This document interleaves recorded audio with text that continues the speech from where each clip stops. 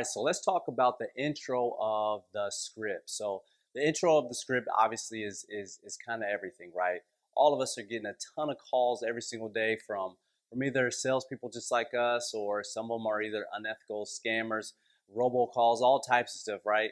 When we do happen to answer these calls, I want you to think about this for just a second. When you do take an unknown call, how long do you decide before you want to hang up or tell them to never call you again? How many seconds go by when you answer that phone and they start talking before you're like, I've heard enough, or let's continue? And I'm willing to bet that that answer is very quickly, probably within the first 5 to 10 seconds. It has a lot to do with the person's tonality, the speed and rates they're talking, and then obviously what they're talking about, right? We are judging creatures as human beings. And when we pick up an unknown phone call, our brains want to know, well, who is this? What's this about? And is this a threat? Is this a threat? Mostly means like, is this something I need or want, or is just a waste of my time? So right off the jump, that's generally kind of where we're at, but it's a defensive place. We do something very different with our script that a lot of folks don't. And if you hear from either debt collection agencies or most sales companies or even like telemarketers in general, they call and they're immediately start word vomiting their script on you. Hey, this is Johnny with Sally Mae, and I'm calling about blah blah blah blah blah blah blah. Right? It's so much. You just picked up the phone really fast. You're already doing like 3 or 4 things, and it feels like this annoying thing on the phone is like trying to push their entire agenda on your day, and it feels like just a very rude experience. So we want to get off the phone right away, right? We don't want you guys to have that experience. We understand that people hate that, so we want to do something different with our opener that gets their attention and actually wants them, and it makes them invite you to pitch.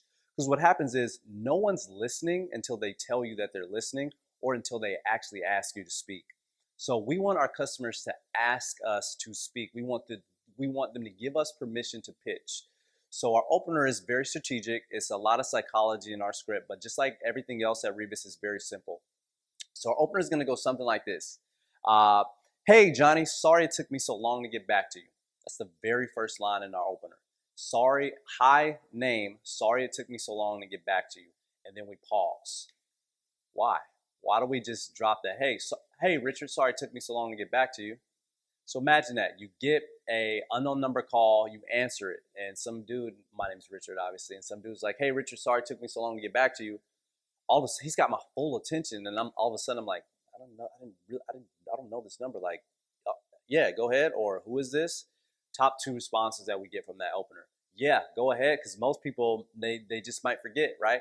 They might forget who they told to call them or who they spoke to, or they're gonna say, "Sorry, who's this about?" At any regard, their curiosity is now different than when anyone else calls, because they really want to know what you have to say next. They really want to know, did I just talk to you, or what is this about? Anything, you have their full attention after an opener like that, right? So the very next line is we're saying our name, where we're calling from, and what we're calling about. So hi, my name is Richard. I'm with Rebus Energy. We're the solar contractor for the solar rebate program you inquired about. Man, I am not here to sell you anything, just here to give you the information you inquired about, since the rebates are now for your area. And then we want to pause again.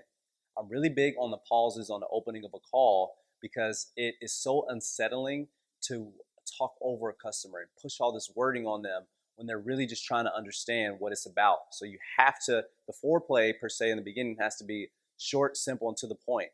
And it's not so much that I'm like, obviously you might look at that and think that we're inviting or leaving space for them to object. Perfect. I want an objection sooner. The sooner the better, so that I can address it. And oftentimes an objection is just a question in a curious format. And that's how we look at it here. So I'll say that second line again. Hi, my name is Richard. I'm with Rebus Energy. We're the solar contractor for the solar rebate program you inquired about. Man, I'm not here to sell you anything. Just here to give you the information since you inquired about the rebates, and they're now for your area. Then I'm pausing again. I want him to say, oh, now's not a good time, or we're not interested. That's why I'm pausing. I want him to do that in a polite way. If I were just to call and I'm like, and immediately going, hey, this is Richard with Rebus Energy. We were following back on you. You said you wanted a proposal. Can we come out there? We can come out there tomorrow. Like, it's just a lot, right? And so people aren't ready for that. You don't know if they're driving. You don't know if they're changing a diaper. You don't know any of that stuff. So you want to tiptoe in the beginning, and then don't worry, we're going for the kill shortly after that. So yeah, after that, like in most cases, you'll get a, oh, we're not interested, or no thanks, or Oh, okay, yeah, we're waiting for your call. In most cases, expect an objection. Expect an objection in most cases. If you expect that, that doesn't mean you're not expecting to get the sale or to get the appointment. It's just that oftentimes you're not on a more than 50% of the people are going to have some form of resistance at that point, and you're there to disarm them again by an appointment setter by letting them know, I'm not here to sell you anything, just here to give the information. So the